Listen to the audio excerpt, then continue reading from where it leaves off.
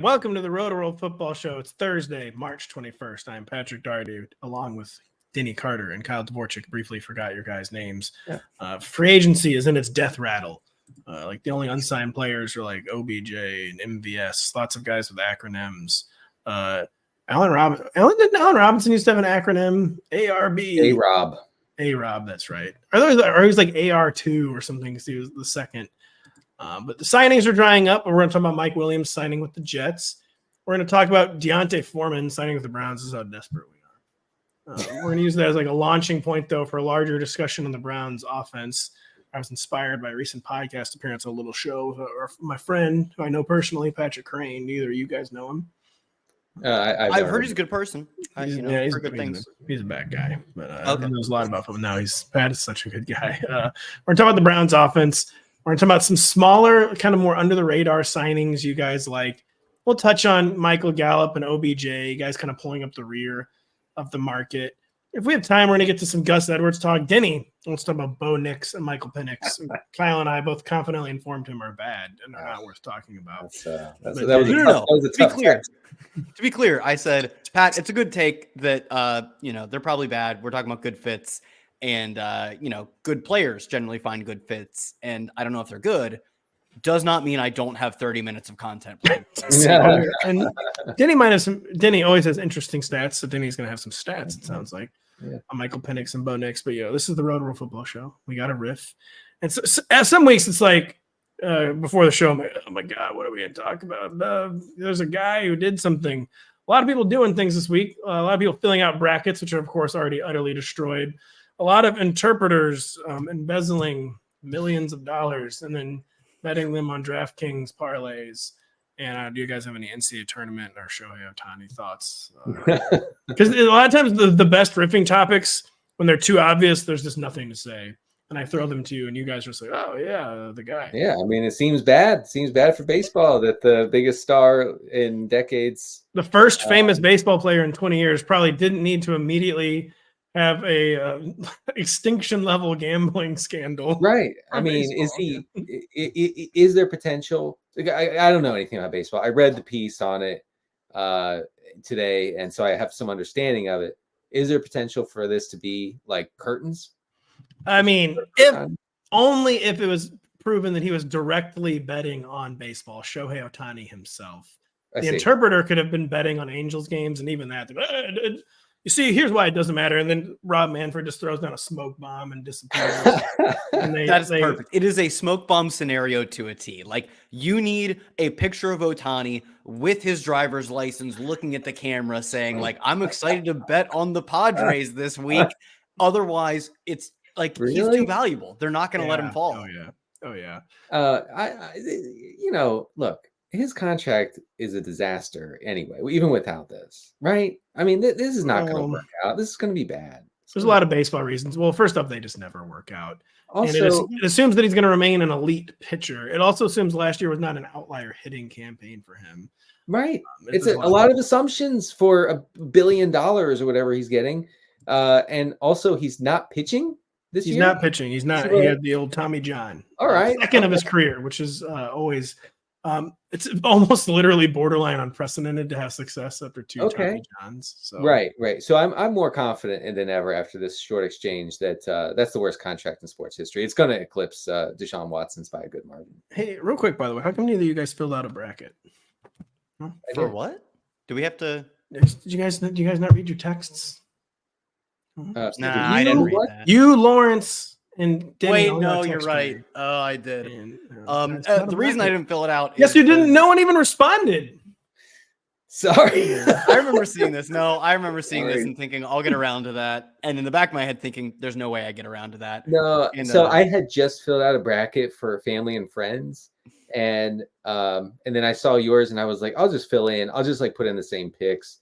And like Kyle, I was like, I'll do that in like 20 minutes. And then 20 minutes passed and I forgot. Sorry. Yeah, I should have followed up. I should have forced you guys to do that. But it's incredible that March Madness is very fun. It's a very easy concept, very fun to just throw brackets away.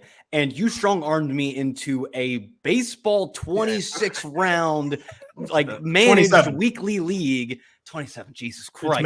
It's managed too. Yeah. Managed weekly league, but you couldn't strong arm me into the March Madness bracket. I still got like 15. Well, it was a soft sell. I didn't use the strong arm tactics the way I did for the baseball.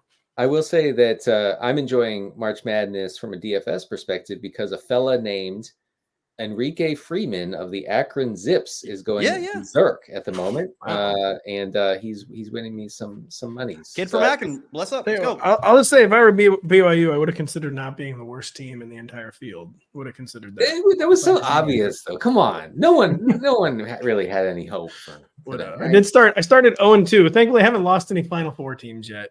I couldn't force you guys to join my pool. You know who could force someone to do something was Aaron Rodgers forced the Jets to sign Mike Williams, we are assuming.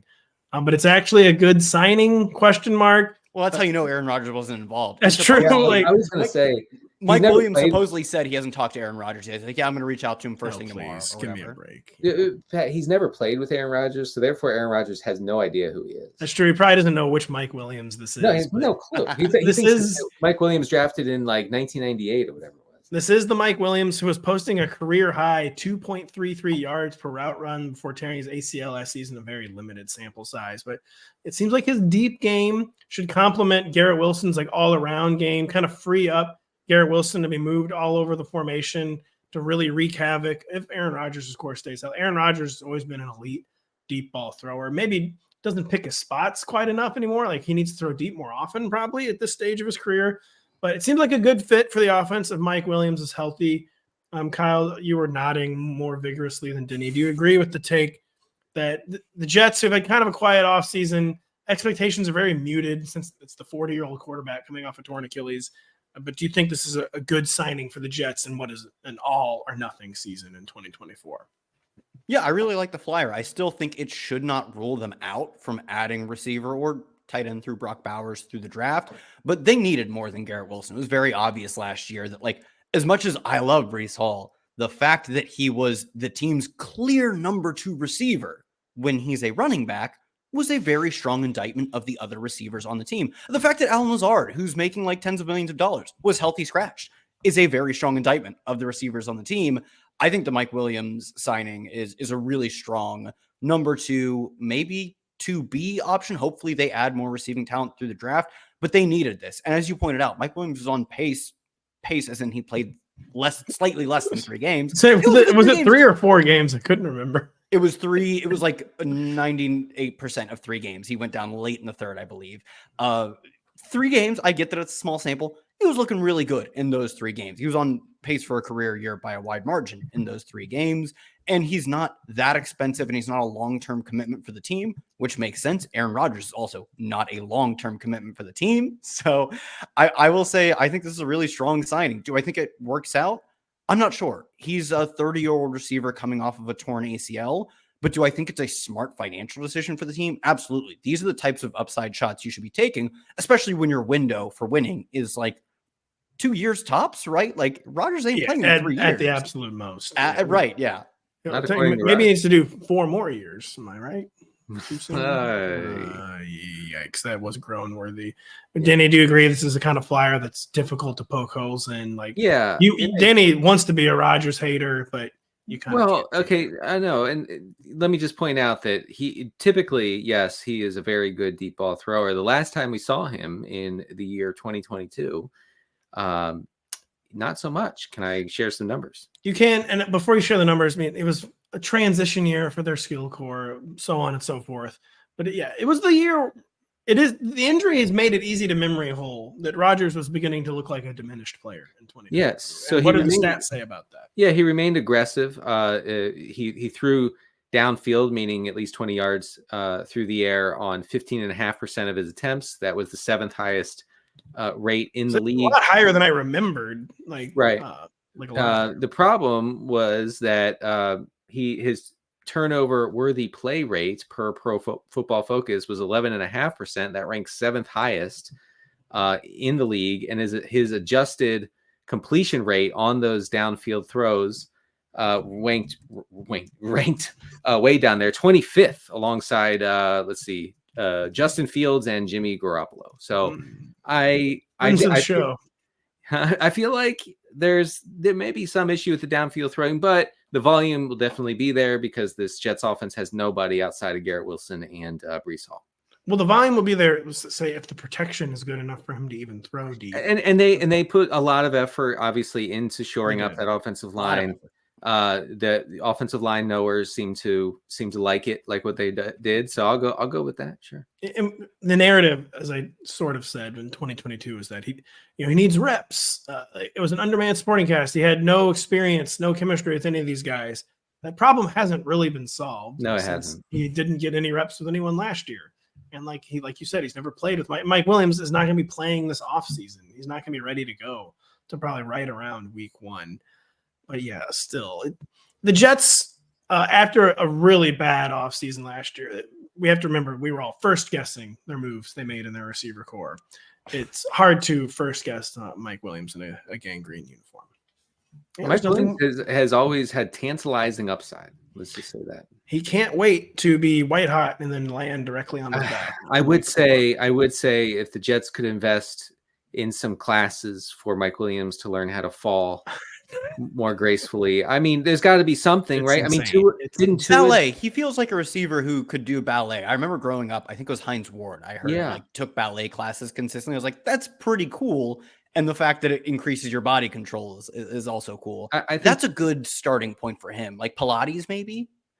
Tua did some sort of jiu-jitsu. Yep.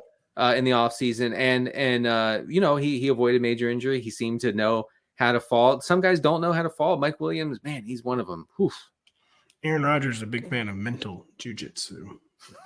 Too soon. Which he practices on his enemies. He does. He practices on his enemies. Mike Williams, I mean, is he going to be a top 36 receiver, by the way? Yeah, sure. Yeah, I'm in for that. Let's do it. Yeah. Garrett Wilson, what's he going to – is he still top 12? Oh, yeah. I mean, with Rodgers back, I totally agree. The fact that we're all kind of just writing off the fact that Rodgers last year in Green Bay was pretty mediocre to say the least is interesting that we're all just ignoring that. Yeah. Dude, that season alone would have stomped the past 5 years of Jets quarterback play, in which Garrett Wilson last year was also a wide receiver 1. So yes, he is. Well, Aaron Rodgers mediocre in 2022. At least he's gotten healthier and younger since then. So real good news for Aaron Rodgers. Is there any chance whatsoever Aaron Rodgers is a top 12 fantasy quarterback in 2024? I would say yes if he had any sort of mobility or scrambling left in him, but I think that it's safe to assume that he does not. I think he'll be more of a distributor, more of a point guard in this offense, and this team could be good with him in that role. Fantasy wise, I think he's going to be strictly a streaming sort of guy. Yeah, Rodgers was already doing a lot more self-stacking, I feel like, in 2022. And he hasn't really been underrated for his mobility, but it wasn't the first thing that came to mind when talking about Aaron Rodgers because he was so good at many other things. But the mobility was always very important for him. And totally agree with Denny. Hard to see how that's going to remain. Yeah, man, how many rushes did he have? 34 carries for 94 yards in 2022. Mm-hmm. And yeah, he hasn't run more than 40 times since 2019, where he used to routinely run 50 to 60 times a season. So that part of his game is long gone. Long gone from the Denver Broncos is Jerry Jeudy. He's in Cleveland, along with D'Onta Foreman, which is where we'll start. I mean, what do you think this says about Nick Chubb's health? He's supposedly on pace in his recovery from his really severe knee injury. This knee injury then that they started claiming wasn't as severe. That's always a great sign for your knee injury. It actually wasn't quite as catastrophic. I mean, on camera, on the TV, on my TV, it looked pretty severe. Is D'Onta Foreman going to be fantasy relevant this season? And let's just start actually, Kyle, with can we actually trust Nick Chubb, who was a metronome in the backfield before this injury? No, yeah, I peeped into some underdog drafts and he's massively overdrafted. I mean, look, is there a world in which he injured his knee roughly within weeks, the same week? It was in September. Yeah, within the same week that Mike Williams did, and they've downplayed his injury. And Mike Williams, I'd bet, probably does come back for week 1. Is there a world in which it turns out Nick Chubb's knee injury was roughly the same ballpark as severe as Mike Williams? I guess there is that world in which Nick Chubb is playing in the first few weeks of the season. Do I buy that's the world we're living in? No, I don't believe there's a chance in hell that he's playing in week 1. And I think for a player who is so explosive, so physical as he was, injuring not only his ACL, but probably multiple other parts of his knee, I don't think he's playing early in the season. I'd be concerned if he comes back to the same level he was previously, I'd be concerned that he comes back to the same role that he was previously. Because if I'm the Browns and I want to prolong Nick Chubb's career, which has already been beaten up by a drastic knee injury, I'm not giving him 20 carries a game the moment he comes back. So I think there are so many hurdles from a fantasy perspective for him to clear. Also, being on the roster, he remains a cut candidate given his contract. I don't think they cut him. I think they either just kind of strong arm him into a pay cut or extend him, which just splits up his current cap hit into 2 years. But he also still has to be on the roster. And they've added multiple running backs this offseason. I can't imagine drafting him and projecting anything other than a few late season spurts. Man, yeah, that's a great way to lay it out, Kyle. And I think that we're going to see a lot of copium from people who will take him. You know, where is he going right now in best ball? Like third round? The best pure runner banner Flyers are going to be coping real hard. I'll pull it up in a second, but he's going. So, I mean, by the summer, I think that there will be enough steam, enough reporting where it'll be like, okay, he might be ready for week 2 or 3 or 4, and then he'll get the full workload by mid-season. That's a lot of cope, and we're going to see that. And you're going to have to trust that Nick Chubb is superhuman. Maybe he is. Maybe that bet will pay off. I think it's a bad bet. Another potential hurdle for Nick Chubb. So Pat Kerrane asked me, like, man, this Jerry Jeudy extension is pretty weird, right? And we were both talking about, like, who were they even bidding against for this Jerry Jeudy extension? Like, what was the logic here? And Pat's take was maybe that they're finally getting ready to change the Kevin Stefanski system from this run-based, balanced, obsessed offense. They're going to go more in on Deshaun Watson's strengths, become much more of a pass-first attack. Denny, do you think there's any credence to that we're going to basically see a different Browns approach this season? It's possible. Pat was just guessing. He wasn't like saying like this was happening. I mean, you're reading the tea leaves this time of year, and that would make sense because, I mean, theoretically, from a zoomed out standpoint, Amari Cooper, Jerry Jeudy, and David Njoku, and then a little splash of Elijah Moore. That's not a bad group of pass catchers. I mean, you can work with that for sure. Say said Tillman's name. Say it. It'd be the first time it's been said in like 12 months. So I knew when I didn't say Tillman, I knew Pat was going to be like, no, this won't stand. But I refuse to say Tillman. Do you remember your train of thought? Sorry. I do. And that would make sense. And I guess it would make sense to just lean into this Deshaun Watson situation and be like, all right, buddy, like we gotta do it. We gotta base the offense around you now. Like I hope you're okay. I hope you're good. And if that works, then I guess it does make sense to get Jeudy on board long term and all this stuff. If it blows up in their face, if the Watson situation does, then the Jeudy signing will look really, really bad in hindsight. It looks bad in foresight. It does. It look even worse in hindsight. Kyle, do you have any counter take there, or do you think it's a sign that because the approach wasn't working? It didn't make sense. Kevin Stefanski is an amazing offensive coach, but it did seem like, especially in 2022, he wasn't changing the system. And that made a little more sense. Watson was coming out from a long suspension. It was mid-season. But it seemed like, it was just kind of the same old normal Kevin Stefanski offense last year. Do you think that they're finally getting the hint and making the adjustment?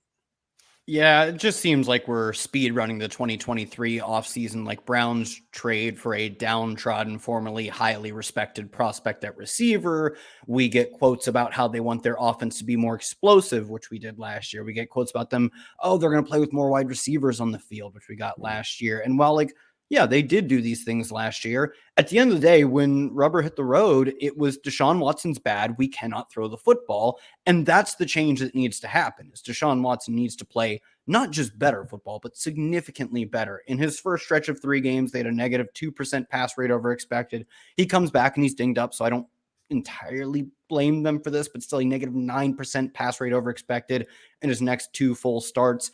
All the additions they're making set them up to have the potential to pass more. But at the end of the day, if Deshaun Watson looks as bad as he has for the past, maybe 12 or 14 games for the Browns, that he hasn't played that many, if he doesn't look significantly better, they probably will regress to the run-heavy Browns that they have been for years. I made the point to Kerrane also that maybe Kevin Stefanski had his eyes open, like, man, even Joe Flacco could easily sling it in this offense, and maybe I need to cut the guys loose a little more. Maybe that was an eye-opening experience for Kevin Stefanski. A total prediction, like wish casting there. Well, I mean, you're right, and Flacco was way better, like by every metric, by every measurement, than Watson was last Flacco year. wasn't great either. Last year we were talking at the end of the season, we're like, this has to come crashing down for Flacco. And the thing is, if it came crashing down, it would still, and it did eventually, would still be better than Deshaun Watson. Exactly. So just to illustrate that point real quick, Watson last year, his success rate was 34th out of 39 qualifying quarterbacks. We're talking in the Aiden O'Connell, Josh Dobbs, Daniel Jones range on success rate. The thing is, when he had success, it was on 27-yard completions and not 9-yard completions. And it was, I mean, his one good game was against the worst secondary in the NFL, the Titans. So he had more than one good game. Let's not he go legitimately totally had crazy. like one good game. Pat, I think he had one. I mean, it depends on how you say what you mean by good. Sure. I mean, one game too, he went nuts in the first half. That Thursday night, it didn't have to throw in the second half against the Jets. He had 3 touchdowns, 3 of 5 starts. He had a good run. Let's not say it was just one good game. I don't know. I think it was. I'm going to say. I'm going to fact check you. He had 3 touchdowns, 3 of 5 starts. What? He did. Yes. That's news. Am I crazy? I don't see a single 3 touchdown game. Then you were on the wrong year, I would have to assume. He did have 3 tutters, 3 of 5 starts. 3 tutters against the Jets, against the Texans in the regular season, we must add, and against the Jaguars. Then he had 2 against the Rams, 2 against the Bears. So he never had fewer than 2, and he had at least 3 of 5. Are you in the right season? Yes, I am. Are you? I'm literally 1,000,000,000,000% positive. And I'm looking at Joe Flacco's 2023 game log. Oh, wait, I thought you were talking about Watson. We thought you were trying to cape. What are you talking about? Watson was better. No, Denny said Deshaun was bad. And you said no. Sorry. Flacco was because we were talking about Flacco was going to have. I'm sorry. Making it. Denny, you were on the same page as I, right? Like I'm not crazy. No, yeah, that's why I looked up the PFR and I'm like, what? So So Watson, just to be clear, Watson's success rate was around the Daniel Jones, Aiden O'Connell situation. Flacco's was slightly better. Okay, I was getting a little confused there. No, we all agree Flacco was better. Like Pat, none of us disagree. Well, we had been started talking. I thought what Denny was referencing at the end of the season, we're kind of like, Flacco's having some cool box scores, but he's also making a lot of turnover. He's getting away with it. He was getting away with it. And then we knew that he wasn't going to continue getting away with it. And then he didn't in very spectacular fashion. And a game none of us will ever forget. We'll be right back after this. We're closing in on opening day, but it's never too late to squeeze in another draft. So for those cramming before the regular season begins, grab your Rotoworld Baseball Draft Guide. It's loaded with comprehensive positional rankings, projections, and player profiles to ensure your draft is a home run. Visit NBCSports.com/draft guide. Use promo code BASEBALL24 to get 10% off at checkout. Don't forget, find all your favorite NBC Sports shows on Amazon Music. Just head to Amazon.com/NBC Sports. Kyle, you think we're going to finish this slow draft before March 28th? Not if I have anything to say about it. Screw this. No, you haven't been one of our problem drafters. I have been good. There's been a few. Oh man. Sorry to confuse everybody on Deshaun Watson and Joe Flacco, by the way. Yeah. I'll say Rotoworld writer Adit has sniped me a bunch. Not happy about that. Yeah, Adit's drafting off a spreadsheet, you can tell. So I was gonna ask you, so our fellow blurber writer for Rotoworld, Adit, is drafting in my first ever baseball draft, which I already hate. 16 rounds in. Is he drafting on the same spreadsheet as us? Because I feel like he's really. I didn't give him the spreadsheet, but it must be similar. Must be very, very similar. He's apparently he's a sharp in the baseball streets, which I don't like. Can I share a quick fantasy baseball story with you guys? You can. Please do. So I used to be big into. I think I told you guys like huge into fantasy baseball. I was obsessively check it. My now wife, then girlfriend, was not a fan of that. But so I went to Greece in 2008 with my now wife's family, right? And there was going to be very little internet connectivity. I didn't have a laptop. My phone was not going to work there. Okay, so I told my brother, like, hey, my brother's 5 years younger. I said, I need you to be the caretaker of my fantasy baseball team. Oh no! For the next 3 weeks, okay? And it was like in the heart of the season, okay? And I'm like, just be aggressive, just keep making moves, just fill out, just basically war of attrition, get people in the lineup. He did not do one single thing. And I think I lost. Did that ruin baseball forever for you? No. I that didn't have to do, but I got back and I was like, now to take a big sip of coffee and check my baseball team. I thought you were saying he did too much churn. No. He's like, he dropped Albert did no Pujols. churning. I was like, so you didn't make a single transaction? Is that what I'm to understand? He was like, I didn't know how. Matt, how many transactions a week do you think I need to make? This league only 2 or 3, maybe 3. Oh, cool. Okay. I was worried you were going to say like 8.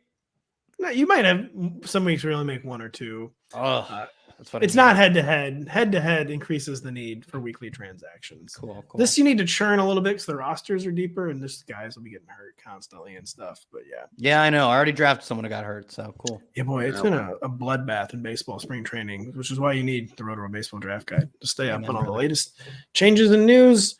Back to football. Like I said, free agency now, like day 12 or 13. It's dried up. All the players who are going to get meaningful contracts have already signed, almost all of them. We'll get to some who might in a minute. But what is a smaller, we have no criteria for this, but what is like a smaller, more under the radar, and nothing's under the radar in fantasy anymore. You can't say like Zach Moss and like, oh, Zach Moss is under the radar. I want to be in your league.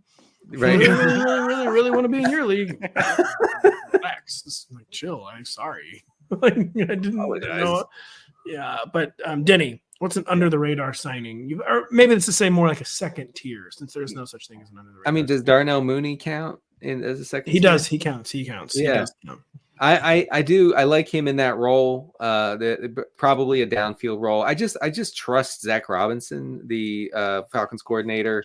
Zach Robin, who let's see here, has never called a single play, but you trust. I don't care. Don't care. What? Nope. He once shook hands with Sean McVay, and that's what matters to me. And so I think that he'll run like a good, possibly up tempo offense, pass heavy offense. And if it's pass heavy enough, then a guy like Mooney can get involved. Even if Pitts and Drake London, do vacuum up a lot of the targets in this offense, I think Mooney will still be involved. And I think with a little intermediate involvement in this offense, I think that Mooney could be, interesting with a high weekly ceiling. I think that's the thing he has that other guys in his range won't have is a possible downfield shot or two. He can be a matchup flipper type, which is always what he hinted at early in his Bears days, that he can make splash plays. It's the classic. He might have a big donut in your starting lineup, but he could also, like a second flex, a wide receiver 3, a good tiebreaker is that can this person actually flip this matchup? And that kind of player. I was reading in the Athletic that league evaluators are really high on Mooney coming out of college and remain high on him in free agency. I think that's why the Falcons look like they kind of overpaid a little bit for Mooney, because they really wanted him. And I think that's a good sign about, his potential in that offense. Kyle, who's someone who comes to mind for you as a second tier free agent that we've probably already talked about a little, but that you want to talk about a little more? Yeah, I'm glad we kind of skipped over him earlier. It was D'Onta Foreman. Foreman's been he's been an incredible success story for an Achilles tear rebound, which his career hasn't been special since his torn Achilles, but the fact that he's come back from it at all in the NFL is an extreme rarity. And the fact that he's been relatively efficient over the past 2 years is even more of an anomaly. Last year, he was 26th in rush yards over expected per attempt, but 7th in success rate. Maybe not the most explosive runner, but extremely consistent. The year before that, he was 1st in success rate and 9th in rush yards over expected per attempt. More explosive and the most consistent running back you could find, getting what's more than asked of him. And I think he brings probably that physical element to the Browns that Nick Chubb will be, taking away by not being there for, I imagine, the first month of the season, optimistically, just given how devastating his injury looked. I think he's a good complement to what they have in their backfield. If we talked about him too much, I had a really disgusting one, which was Braxton Berrios, because he's a really good returner. Dolphins re-signed him. Nothing to do with fantasy implications, but I think he's a good returner. He has an all-pro return nod to his name. I believe he is 7th in active kick return yards per attempt and 4th in active punt return yards per attempt. Well, did you know he's also a friend of the show, that he's been on the show?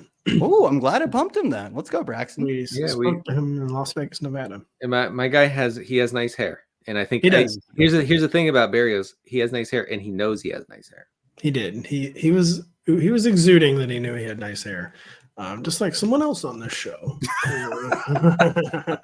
I don't run my hands through my hair like Berrios does. I mean, he was running his hands. He wanted to be camera ready even for the Rotoworld Football Show. Oh yeah, no, he was into it. That was, by the way, that was the same interview where I embarrassed myself by asking Jalen Waddle how it felt to beat the Broncos by 100 points, and then he told me I didn't play in that game. Oh no! And I said, "Oh yeah, I know." When I'm asking, how did it feel from the sideline, Jalen? You did recover nicely, actually. But and it doesn't matter how many details you double check. Sometimes you just forget the really important ones. Like, did you play in this game? The receivers will get you. Did you play? Yeah, I know. The receivers never forget a rep ever. He let me go on too. I mean, he did. I'm like, he did. You couldn't have stopped me. You couldn't have said, buddy, I didn't play. Sorry. Really hung you out to drive. I mean, I was laughing. I was encouraging it. Like, Denny, how many routes did you run this game? 42 routes. Man, beautiful. I can't. I'm not gonna go down that road. But can Curtis Samuel count as like an under the radar, second tier signing? Yeah. The reason I like the Curtis Samuel to the Bills, a name familiar to everyone, someone who was just well paid on his most recent contract, but Curtis Samuel is the kind of player who time and again is just going to end up on a bad team, like he did with his most recent deal, the Commanders. He's like a shortcut type of player. He's the classic, like, we don't have any weapons. We don't have anyone who's dangerous with the ball in their hands, so we got to overpay for like the slasher type player. Yeah. So he's the kind of player who always ends up on bad teams, at least on their first like post rookie contract. Just like the kind of who never gets set up to actually succeed. This time he's still very young for a guy signing a second post rookie contract, and it just seems like a very fortuitous landing spot for him while he still has something left to offer as a weapon. And it's a really, really good signing for the Bills, who I just felt that acute lack of enough weapons a lot last year.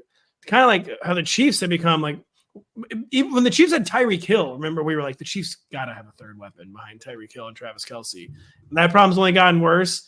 The Bills had been going down the same road. I felt like who is someone who can like make a play for the Buffalo Bills, especially with Stephon Diggs, like not looking like Stephon Diggs. And the answer just didn't really exist. Yeah. Last year for Buffalo. And he's the kind of guy who's so easily overrated because he's between positions. He's kind of a manufactured touch guy. So that's why they fail so often. I feel like the slasher types, the weapon types, but they almost never end up somewhere like Buffalo with Josh Allen. And just very, very, very happy to see Curtis Samuel on a team where his unique skills might actually get put to use. And, Josh Allen kind of ceded to the check down trend last year, much more so than previous seasons. So that could be good for Curtis Samuel, who I thought in Washington when he was healthy, it's kind of fun for fantasy. You got 6-7 catches every time he was out there for a full game. Oh, and he was like a snap stealer too. It was like, man, they really like not snap stealer, target. They really like targeting Curtis Samuel over Terry McLaurin, huh? Yeah. I know you'd look back and be like, over the past 3 weeks, Terry McLaurin's target share is 20.1% and Curtis Samuel's is 19.8. I know. And like you would say, like, I think there's a talent discrepancy between those two. But targets are, in some sense, a talent, descriptive measure. Yeah, so you got to give Samuel a lot of credit for that. Producer Adam points out, by the way, a lot of people have been playing up, understandably so, the narrative that Curtis Samuel is reuniting with former Panthers offensive coordinator, 1 year Panthers offensive coordinator Joe Brady, under whom Samuel had by far his career. The year that got him paid in 2020. Man, yes, that's a great point. Producer Adam comes through. Brady got a bad rap in Carolina, by the way. I thought he was a really good. Oh, he absolutely did. Unlike Ken Dorsey, who deserved to be fired last year in Buffalo, Joe Brady. Well, let's not stir up past trauma. Yeah, come on. Ken Dorsey has never been a more deserved firing. Tyler Bass missed the field goal. That's why. That's never been a more deserved fire. I lived in Cleveland when Hugh Jackson went like 1-31. Hey, and they didn't fire him for a while. They didn't fire him after either the winless season or the 1-win season. I forget which one. But yeah, they had to change the mojo, and they did. There was the Bills did nothing wrong, guys. We can litigate this forever. I'm going to scan through some of these signings really quick. It was a perfect firing. Is that what you're saying? It was a perfect firing. So no one said Devontae Parker to the Eagles, huh? Wow. Dude, I even thought about it. I was like, is there something I can do here? Nope. No one said Trent Sherfield to the Vikings. No one said Devin Singletary to the Giants. The Texans re-signed Noah Brown. Dude, I thought about that one too. I swear to God, I looked at it. He did pop off for like 2 games in the middle of the season. So maybe that was one I should have looked into more, to be honest. Singletary is a guy, obviously, I'm going to have him on every fantasy team this year and as my RB1. I really do think the Giants will be okay being like, yeah, we're going into the season with him. Oh, yeah. They're tanking. I mean, they paid him a reasonable amount of money to suggest that maybe they would do that. Yeah. They're tanking. They're tanking. What are you talking about? Pat, they're all finished. They're all done if they have a bad season this year. No, they are. I mean, they don't care if Dable gets fired. It's crazy to tank in a must-win season, yet they are positioning themselves to absolutely tank. I think they're just that bad of an organization. Also, maybe true. No one, by the way, this is actually not a bit. I talked about Curtis Samuel to the Bills. Do we have quite literally not spoken about Mac Hollins to the Bills. I'm dead serious. I'm serious. I'm sorry. I'm not messing around. No. You think I'm serious? I can't tell if you're serious. Folks, I'm serious. This is literally. I'm serious. This actually happened. Hi. Here's what I would say about Mac Hollins. He is ridiculously jacked for a receiver. I mean, way too much. You gotta relax, Mac. And then secondly, he eats with his hands. Apparently, he doesn't use utensils. Yeah, that's brutal. So that's all I know about that guy. Did you guys know Dwayne Eskridge re-signed with the Seahawks?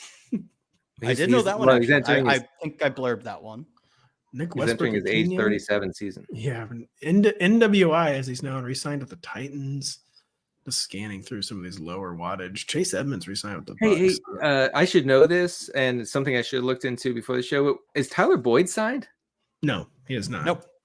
And I feel like he's like maybe the last guy who might get kind of paid. He should get some money. There's a bit of a bidding war, it seems like. And now they're kind of like waiting each other out. I mean, I feel like there's not much market for that guy, but maybe. No, I mean, like he's getting more than like Pat brought up Mac Hollins. He's getting more than that kind of money, right? Like he's getting 3 years, 18 million, I bet.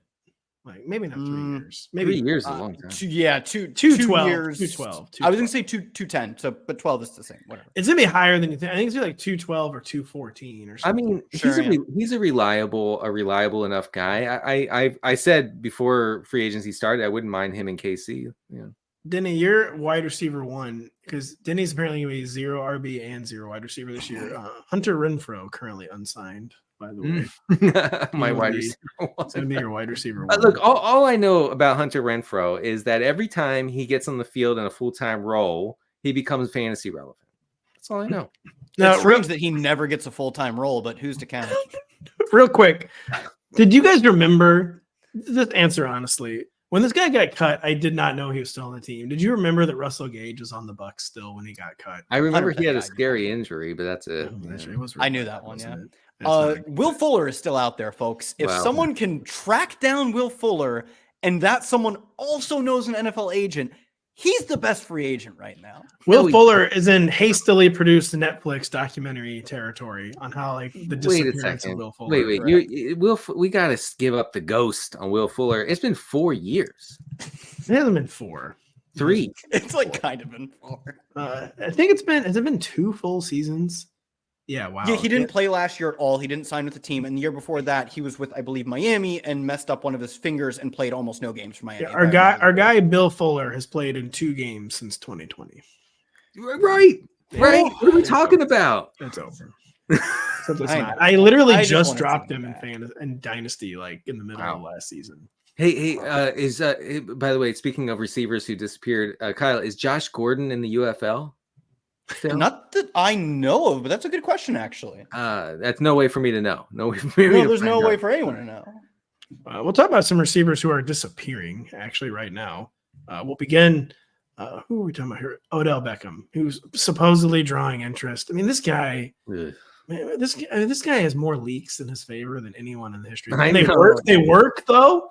The Ravens paid him so much money last year. He had a 1.92 yards per route run. We know 2 is the cutoff for pretty good.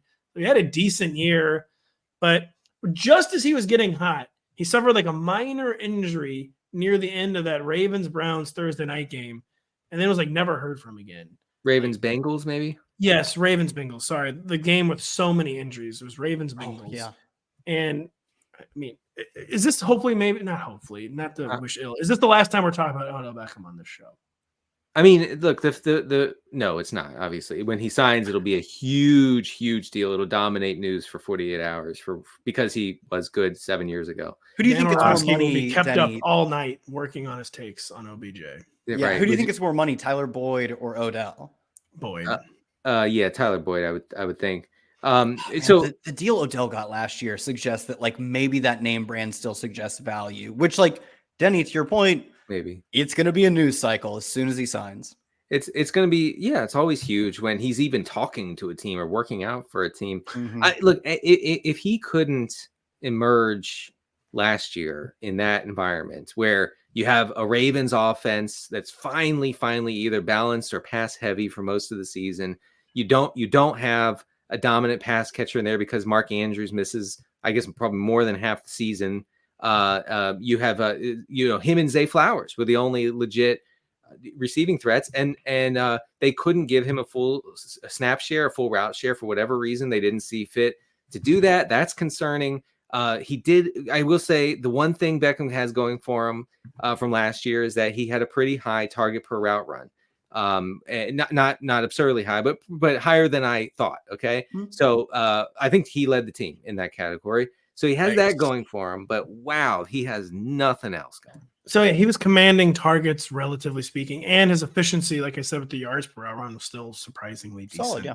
So yeah, whatever. We're going to be talking about again. We're probably not going to be talking about Michael Gallup again. Free agent, his yards per route run have barely been over 1 since he's been hurt. Wow. Like a guy whose efficiency was never the most efficient guy. This hasn't been the same since the injury. But do you guys see anything at all that makes like Michael Gallup like a reclamation case? Or if he couldn't do it in that high-flying offense last year, that it's just kind of over for him. A guy who deserved a better NFL fate, but it might just be over for him.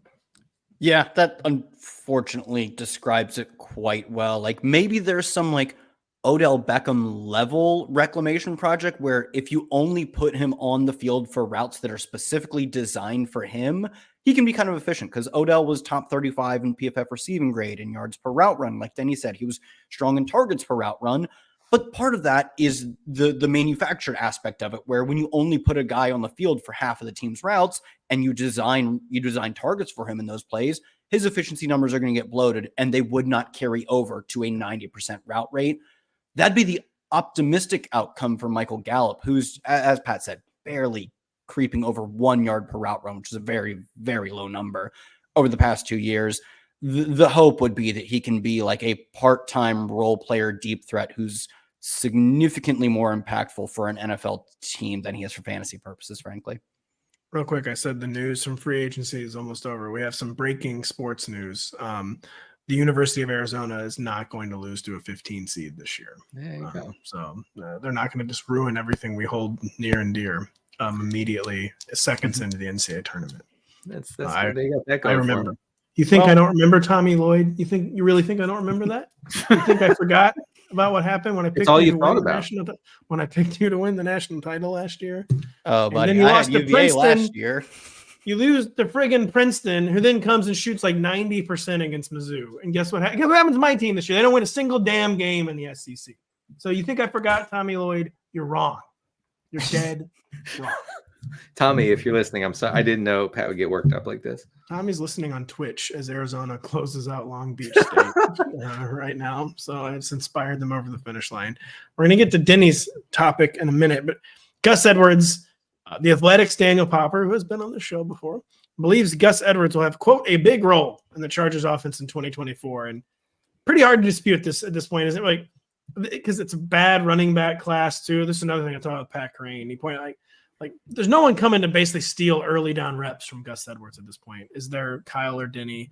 And is it another year of Gus Edwards getting away with 754 yards rushing and 11 or 12 touchdowns as the clear lead back in a Greg Roman-led offense? Who wants to go first? I'm not teeing either of you up. I got something. Post-merger, which I believe like 63, 66, if I remember correctly. Pat, that's 67, like 67. Ah, dang. Okay. So post-merger. Merger might have been 70. Sorry, excuse me. 67 was the first Super Bowl. I think you're right. Whatever. Late 60s, I believe, is post-merger numbers. Running backs, 500 carries or more. Where do you think Gus Edwards ranks all-time yards per carry? Yeah. God. Take a guess. Hey, this is why it's so good to sign Derrick Henry. If a Jag like Gus Edwards can set all-time records, imagine what Derrick Henry can do, Kyle. Moving on. Give me a guess, Pat. Give me a guess. Ninth. 6th. 11th. Then you're very close. Denny wins the car. And to be fair, like, yes, we all agree that's a very Lamar Jackson-esque stat. But the people who try to desync a running back's talent with their situation, I'm referring to at least next-gen stats, also have viewed Gus Edwards very favorably over the years. Like, I definitely think his numbers overrate what he is, but I think he's capable of handling 150 to 200 carries between the tackles specifically, especially short down work. He was really successful at the goal line last year. And Pat, as you pointed out, they have very few options of talented running backs to add over the next 2 months. Like, the running back free agent pool is all but dead already. And the running back pool is the same way, just because it's a very weak running back class. I still think they're likely to add a day 2 running back. I think that player is likely to be better than Gus.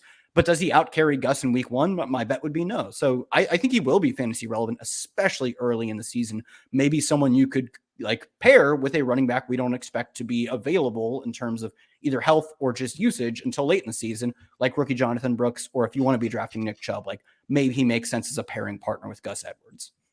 Denny, is Gus Edwards going to be your RB1 in every single league?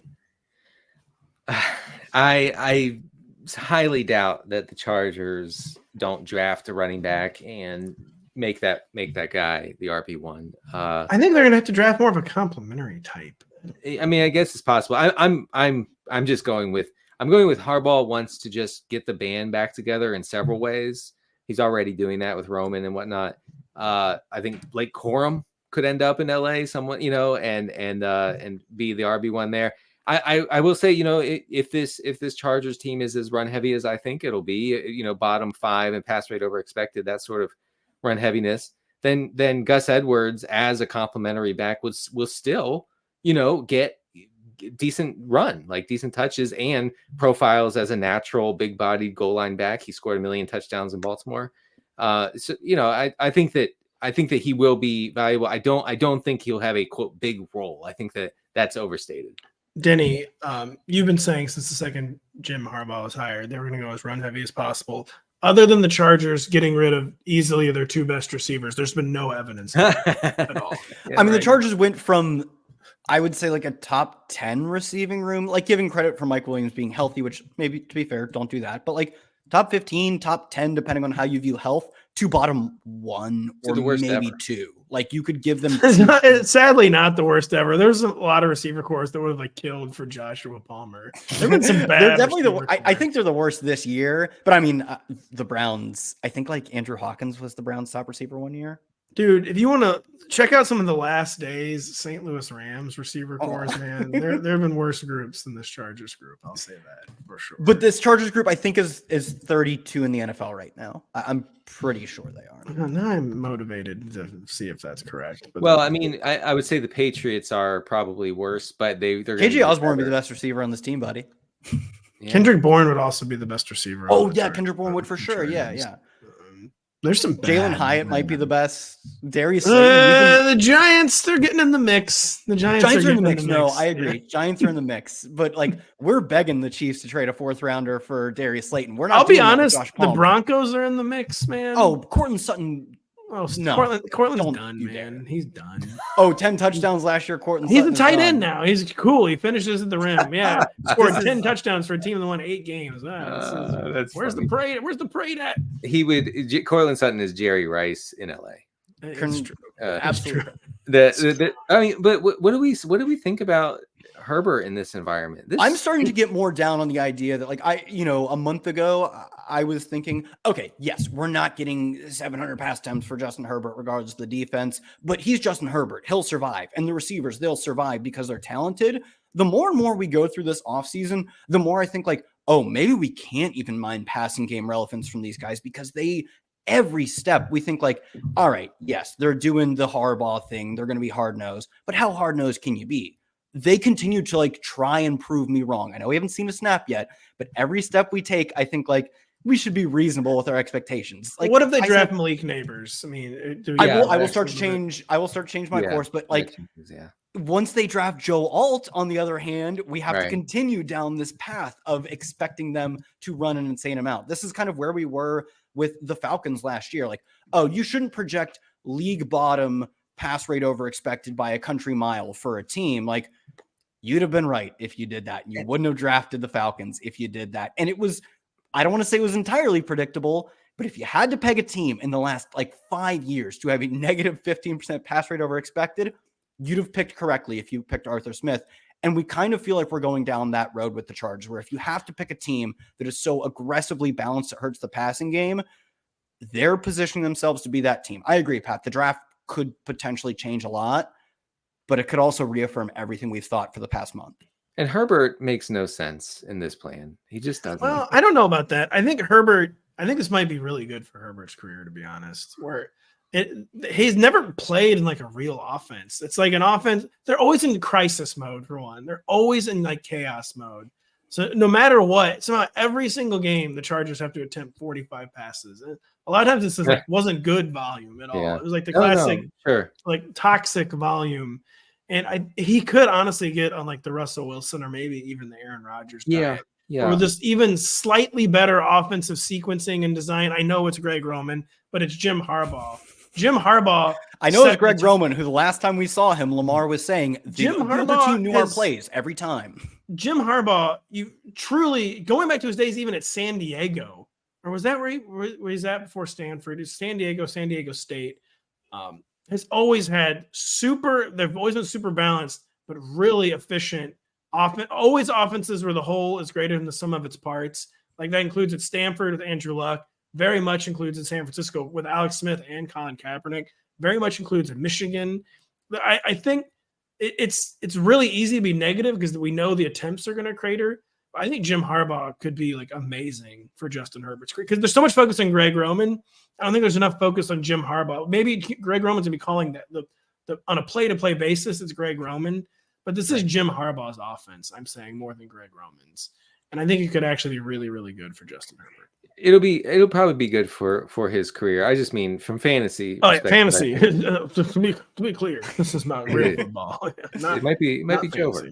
I'm kind of where I think, Pat, a few more jokering events and you'll find yourself where I am. Because I was the same way. Like, obviously, Jim Harbaugh's incredible in the NFL and he's a good college coach too. And like you said, he's the classic. He's had success everywhere. Yeah, and he'll be success good everywhere. He'll be good but here. Man, like they're positioning themselves to be this year's like Arthur Smith team, and maybe they still win 10 games. Frankly, at that sort of status. But I really do struggle to see a team that like if they end up going with like Joe Alt or trading back and not going receiver, Quentin Johnston, Josh Palmer as your top receivers, and you've dedicated so much money and so much of your franchise's hope to Justin Herbert. Oh, I just can't imagine being a Chargers fan. But to be fair, I've said that every year for the past 5 or 6 years. Well, I can't imagine being a Chargers fan because they don't exist. Sorry, Denny. No, trust me, folks, they exist and they are angry online. The 17 of them are vocal on Twitter. They are losing it. They will say extremely, extremely pointed things if you criticize their quarterback, who will be paid not to throw this year. And I do think this is good. I think this is the best time ever to be a Chargers fan, because you're finally out from under the thumb of Brandon Staley. Maybe not ever. The Schottenheimer days were better, but Harbaugh is going to right this ship. They're going to go to the playoffs this year. They're going to be good, and for fantasy, they're going to stink. And Sean McVay is going to get exposed as an Aaron Donald merchant. So it's never been a better time to get on. I do not believe that. It's a bit. I was going to say, you've been both siding Aaron Donald recently. No, I do not believe that at all. Sean McVay, I think his coaching tree should disabuse any notion that he's a creation of Aaron Donald. By the way, I think I've already made this point on the show, but before you totally poo-poo Quentin Johnston in this offense, you have to remember What did Quentin Johnston do against Michigan in the national semifinals in 2022? He caught 6 balls for 163 yards and a touchdown. You know that is absolutely seared into Jim Harbaugh's memory. This Johnston guy can play. This guy can play. Oh, yeah, sure. He's running routes. He's getting targets. And, buddy, let me tell you, we tried that last year. Someone we're going to try it with this year is Bo Nix and Michael Penix, neither of whom are good, but seem to be the clear QBs 5 and 6 in this class. Denny, I'm just joking. They're the kind of guys, they need to land in the right system. They need to land in the right situation where they don't need like immediate expectations. Kind of players, they're going to be dinged for how old they are and how much college experience they have, but it could turn into a positive if they're allowed to develop in like a slower way. Yeah. Denny, so what are your thoughts on Bo Nix and Michael Penix? Right. So I wanted to bring this up because along with our Rotoworld colleague, Zach Kruger, I've been very interested in looking strongly into pressure to sack ratio. And, as an indication of NFL success, because it seems to be highly correlated. What part of the reason folks got really interested in Anthony Richardson late in the draft process was because of that pressure to sack rate, which was very, very good.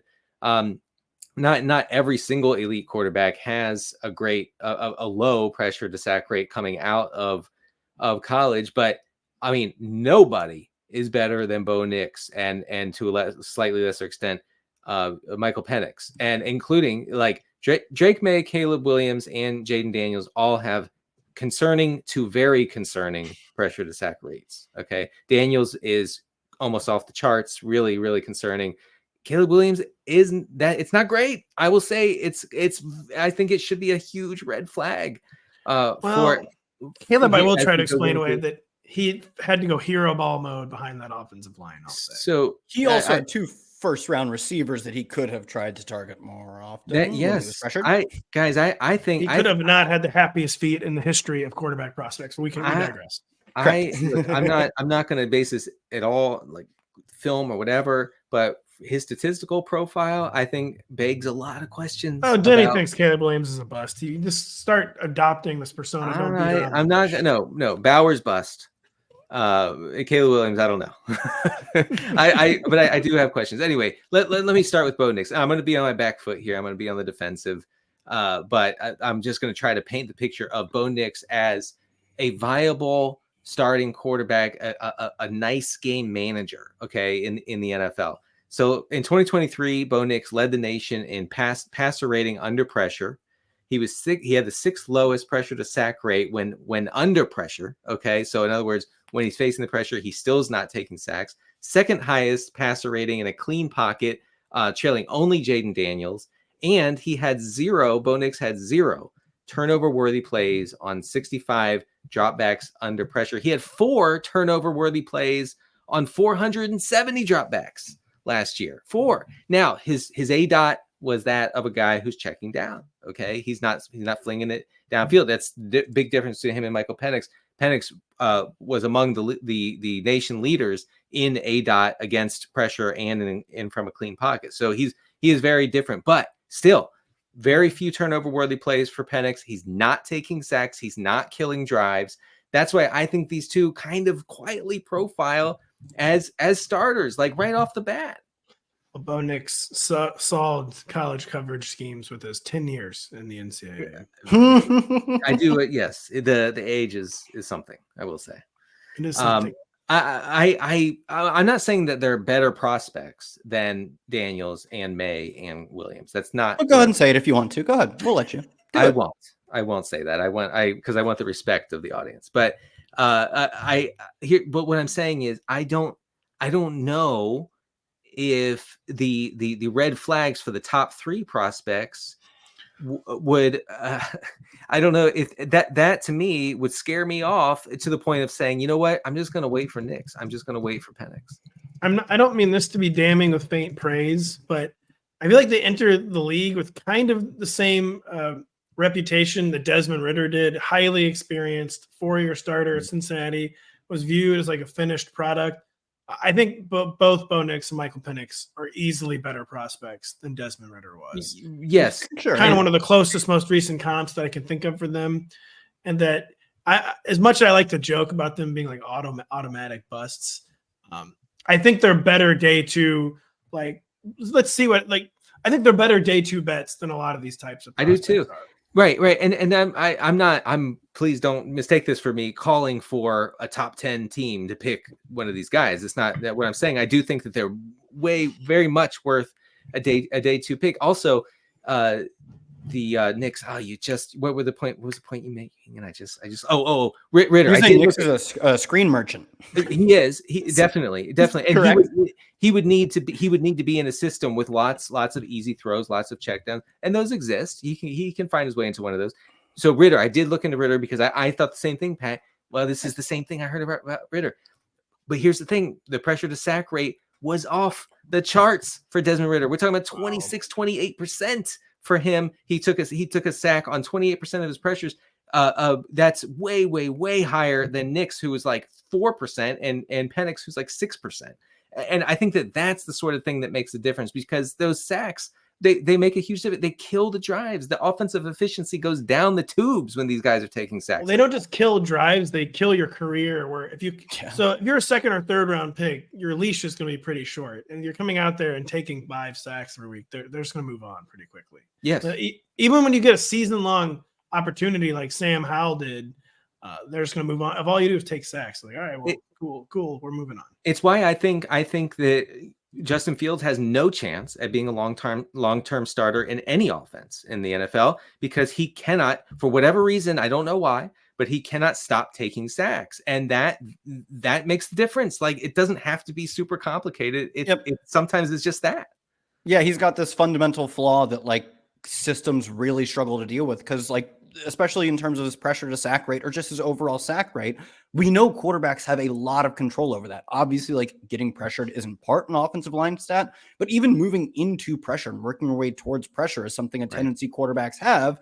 And man, Justin Fields has it. And then he takes the sacks when he gets into the pressured situation. So I think he can change I hope he can change his game, but he has to. He can't exist the way he does right now. On Penix real quick, because I was heavy on Knicks, but I just wanted to get this on Penix. Last year, second lowest turnover worthy rate against pressure. He was first in average depth of target under pressure. So like I said, he was able, with that big arm, he's able to push the ball down the field, even when being blitzed, even when under pressure. I think that can very easily translate in the NFL. I am like begging the Dolphins to draft one of these guys.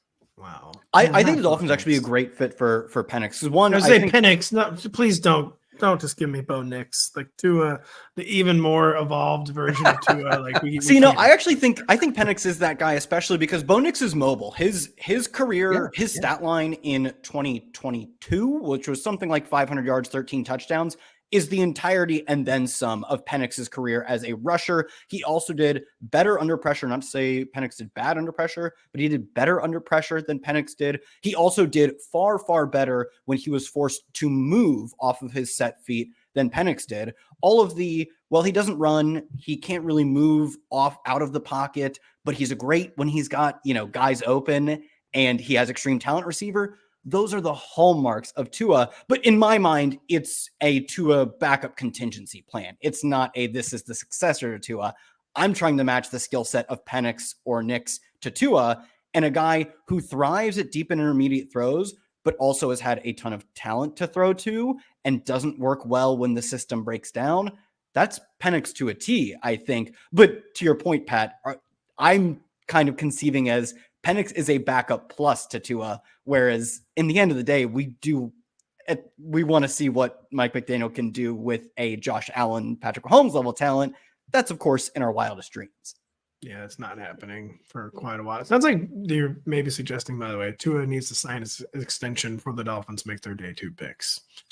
I would say if I were to, I'd work on the extension right now, because on the other hand, if I'm the Dolphins, I'm letting him play this out, because you stole the franchise tag is not just seriously. Tua is like the most obvious. Don't force the extension with this guy quarterback ever. Like, just let the situation play out. If he Kirk or Daxia, just deal with it when it happens. But you do not need to force the situation. He's not. By the way, I can answer that question. He's not going to Kirk or Dax. Anybody. Yeah, like if you're the Dolphins, you say like, all right, Tua, start beating good opponents, make some moves in the playoffs. And next year we come back to the negotiating table where we're still like right now, the speculation is that he will be the highest per year player in the NFL, like 5 years, 250 mil. We'll talk about that next year, but like you have to prove it to another level. And not to say he wasn't incredible in the regular season last year, but a lot of that damage came against weak. Yeah, no, like in totality, he was incredible. But when you look at how he played against in the biggest game, a guy threw like 10 touchdowns after Halloween. I know. I don't know. I don't think he was good last year.